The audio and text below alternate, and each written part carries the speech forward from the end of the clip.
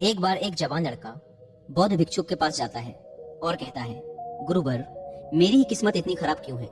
मैंने आज तक अपनी जिंदगी में जो भी चाहा वो मुझे कभी नहीं मिला। हमेशा असफलता और निराशा ही मेरे हाथ लगी है। लेकिन मैं ऐसे बहुत से लोगों को जानता हूँ जिनकी जिंदगी में किसी भी चीज की कोई कमी नहीं है। उन्होंने अपने जीवन में जो कुछ भी चाहा वो सब उन्हें मिला है।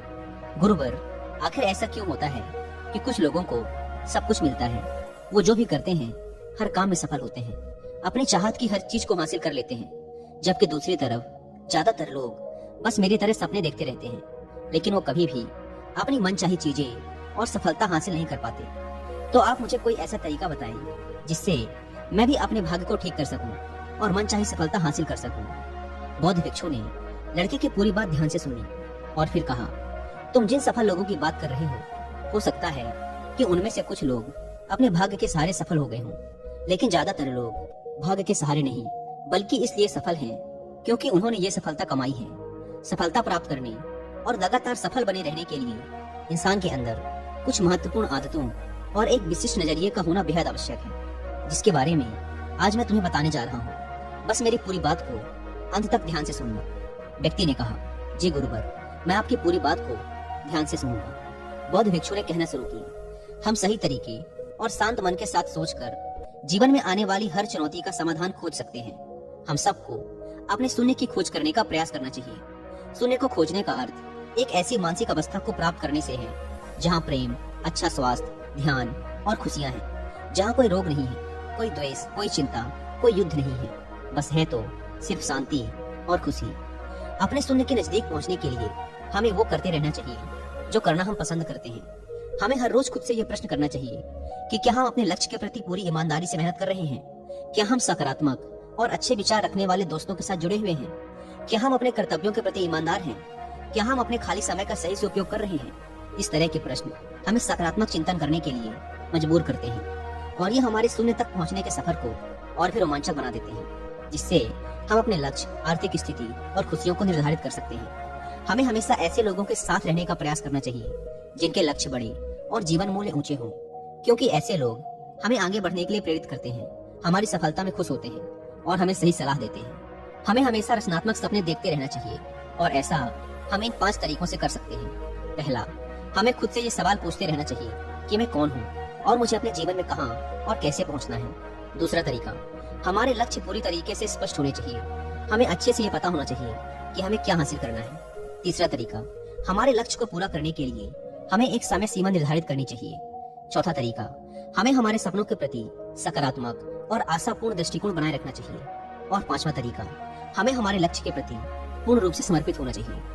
हमें खुद के बारे में हमेशा सकारात्मक बातें ही करनी चाहिए, यहाँ तक कि अकेले में भी हमें खुद से अपने बारे में नकारात्मक बातें नहीं करनी चाहिए, क्योंकि कहे गए शब्दों में बड़ी ताकत होती है। जैसे उत्साहपूर्ण और आशा से भरे शब्द किसी की जिंदगी को बदल सकते हैं, वैसे ही नकारात्मक शब्द किसी की जिंदगी को बर्बाद भी कर सकते हैं। हम कभी भी कुछ नया सीखने या सफल होने के लिए बूढ़े नहीं होते।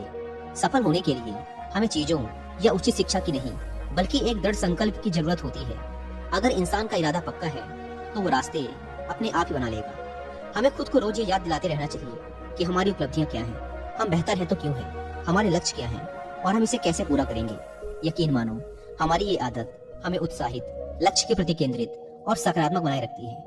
अगर हम हमारे साथ काम करने वाले और आसपास के लोगों को महत्वपूर्ण और अच्छा महसूस करवाते हैं, तब वो हमारे लिए और बेहतर करने की कोशिश करते हैं और हमारे सफल होने की संभावना और भी बढ़ जाती है। हमें कभी भी तेज आवाज और अभद्र शब्दों का प्रयोग नहीं करना चाहिए।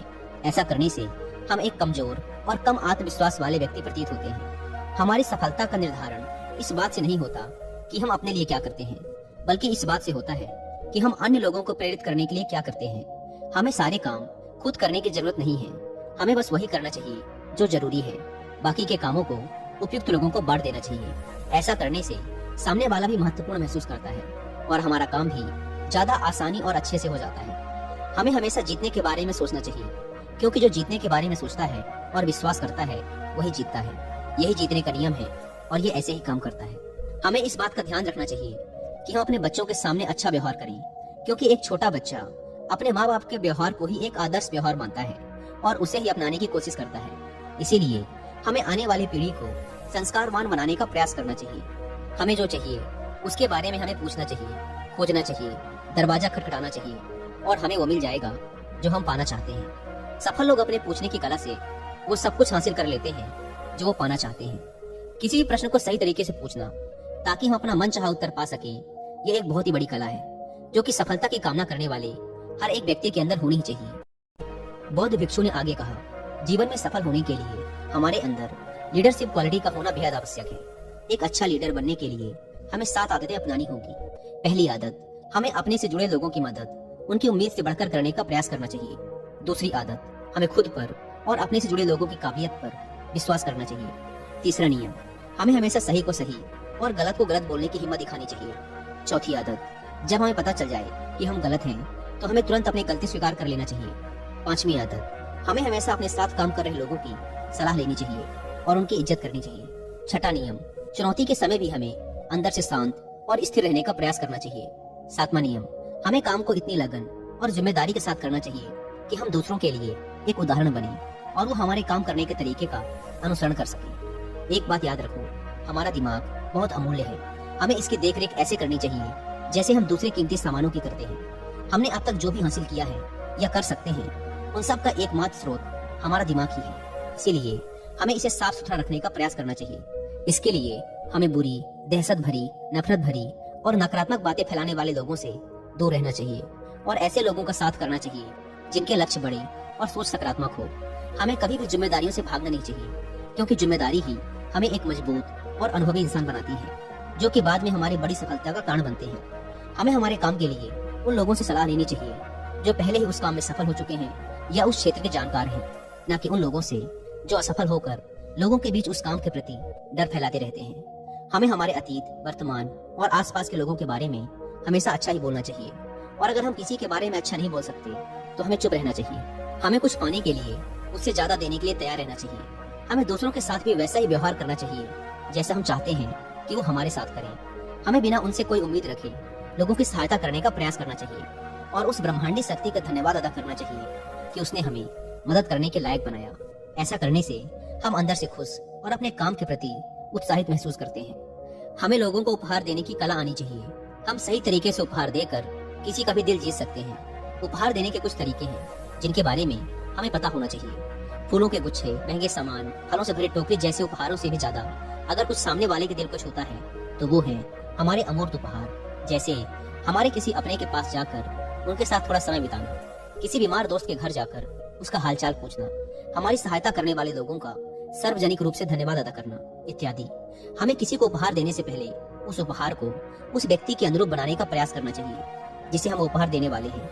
हमें उपहार देते समय उसकी कीमत पर नहीं, बल्कि उपहार लेने वाले का उस उपहार के साथ भावनात्मक लगाव बढ़ाने पर ध्यान देना चाहिए। अगर हम किसी को उपहार तब देते हैं जब सामने वाले को उसकी उम्मीद ही न हो, तो उपहार की कीमत अमूल्य हो जाती है। हमें उपहार देते समय उसे थोड़ा सजा के देना चाहिए, जैसे एक व्यक्तिगत पत्र या फूल के साथ। हमें हमारे साथ काम कर रहे लोगों के विचार, अच्छे सुझावों और उनकी बुद्धिमत्ता की प्रशंसा करनी चाहिए। उन्हें काम से जुड़े मुद्दों पर निर्णय लेने के लिए प्रोत्साहित करते रहना चाहिए। ऐसा करके हम उनके मनोबल को बढ़ाते हैं और वो खुद को महत्वपूर्ण, उपयोगी व आवश्यक महसूस करते हैं और हमारे प्रति उनका विश्वास और भी बढ़ जाता है। हम दूसरों पे अपना सकारात्मक प्रभाव उनके मन और आत्मा को सही पोषण देकर आसानी से बना सकते हैं और ऐसा हम उनके सुंदरता, पहनावे, कामयाबी, घर के सामानों आदि की सच्ची प्रशंसा करके और उनके घर परिवार के बारे में बातचीत करके कर सकते हैं। जब हम किसी को बोलने के लिए प्रोत्साहित करते हैं और उन्हें ध्यान से सुनते हैं, फिर चाहे वो अपनी सफलता के बारे में बता रहे हों या अपनी समस्याओं के बारे में, हमारा उनको ध्यान से सुनना उन्हें अच्छा महसूस करवाता है और ऐसा करके हम उनका विश्वास और समर्थन दोनों जीत सकते हैं। हमारी लोगों को ध्यान से सुनने की आदत हमें उनकी नजरों में प्रभावी और गंभीर व्यक्ति बनाती है।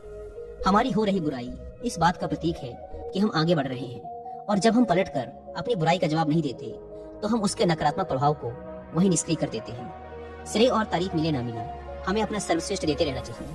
अभी हमारे काम का श्रेय भले ही कोई और लेता रहे, लेकिन सही समय हमें हमारे काम का पुरस्कार दिलवा ही देता है। जो लोग हमारे बारे में गलत बोलते हैं और हमारे काम का श्रेय लेने की कोशिश करते हैं, हमें उनसे बदला लेने के बारे में सोचकर अपना समय बर्बाद नहीं करना चाहिए, बल्कि उन पर दया करके और उन्हें बीमार समझकर त्याग देना चाहिए। अगर हमारे अंदर करिश्मा है और हम अपने जवान के पक्के हैं, तो हमें सफल होने से कोई नहीं रोक सकता। करिश्मा एक दैवी रूप से प्राप्त शक्ति को कहा जाता है। लेकिन आम जिंदगी में करिश्मा एक ऐसा व्यक्तिगत गुण है जो एक व्यक्ति को दूसरे व्यक्ति पर अधिकार देता है। करिश्मा को केवल अपने अंदर की आध्यात्मिक यात्रा को करके ही पाया जा सकता है। कुछ नियम हैं जिनके द्वारा हम अपने करिश्मा को जागृत और कायम रख सकते हैं। हमें ध्यान और एकांत के माध्यम से खुद को जानने और समझने का प्रयास करना चाहिए। हमें हमेशा विनम्र रहना चाहिए और कभी भी अपने धन और ताकत का दिखावा नहीं करना चाहिए। हमें दूसरों को उनके बारे में बात करने के लिए प्रोत्साहित करना चाहिए। हमारा पहनावा ऐसा होना चाहिए कि लोगों का ध्यान हम पर हो, न कि हमारे पहनावे पर। हम जो भी करें उसे पूरे जोश और हर्षोल्लास के साथ करें। हमें जिम्मेदारी लेने के लिए हमेशा तैयार रहना चाहिए, क्योंकि ये आदत हमें और भी बेहतर बनाती है। अगर हमसे कोई सलाह लेता है तो हमें उसकी समस्याओं पर व्यक्तिगत ध्यान देते हुए उसे समाधान दिलवाना चाहिए। अगर हम अपनी बात और वादों पर खरे उतरते हैं तो इससे हमें अपार सम्मान मिलता है और हमारा करिश्मा भी कायम रहता है। हम अपने छोटे छोटे वादे पूरे करके बड़ी सफलता हासिल कर सकते हैं। जैसे जब हम किसी से मिलने का समय निश्चित करते हैं तो उस निश्चित समय पर ही हमें उससे मिलना चाहिए। हमें अपने किए हुए वादों को हर हाल में पूरा करने का प्रयास करना चाहिए। अगर किसी ने अपनी समस्या या मजबूरी हमसे साझा की है तो हमें उसकी बातों को गुप्त रखना चाहिए। ऐसा करके हम सामने वाले का विश्वास जीतते हैं और साथ ही हमें अपने से जुड़े लोगों के साथ हमेशा ईमानदार रहना चाहिए। हमारी सफलता का निर्धारण इस बात पर निर्भर करता है कि हम अपना समय कैसे और किन लोगों के साथ बिताते हैं। इसके लिए हमें समय समय पर अपने दोस्तों की समीक्षा करते रहना चाहिए कि क्या हमारे दोस्त एक बेहतरीन भविष्य बनाने के लिए काम कर रहे हैं, क्या वो हमें सही और सकारात्मक सुझाव देते हैं, क्या वो कठिन समय में हमारी मदद करते हैं, कहीं वो सिर्फ शिकायत करने वालों में से तो नहीं है।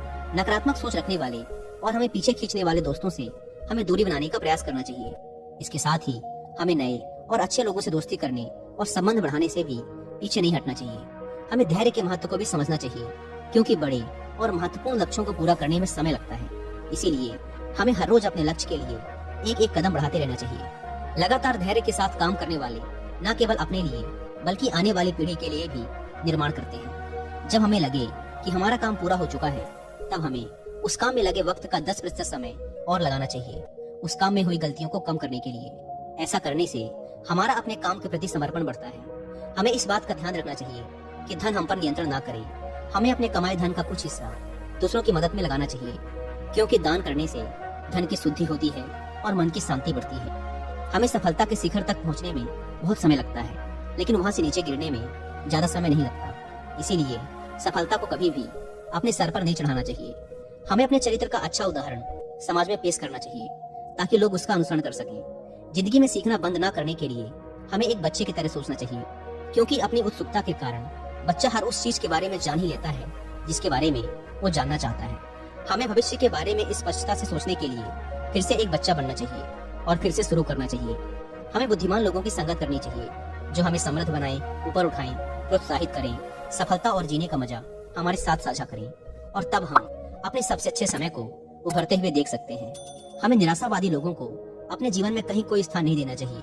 हमें सलाह सफल लोगों से लेनी चाहिए और असफल लोगों से सीख। हमें चुनौतीपूर्ण और बड़े लक्ष्य का निर्धारण करना चाहिए जिसे पाना लोगों को संभव लगे, क्योंकि बिना लक्ष्य जीवन व्यर्थ है। लक्ष्य ही ऊर्जा है। जितना बड़ा लक्ष्य होगा उतनी ज्यादा हमारे अंदर ऊर्जा होगी अपने लक्ष्य को पूरा करने की। इसके बाद बौद्ध भिक्षु ने लड़के से कहा, मुझे उम्मीद है कि अब तुम समझ गए होगे कि तुम्हें सफल होने के लिए क्या करना है।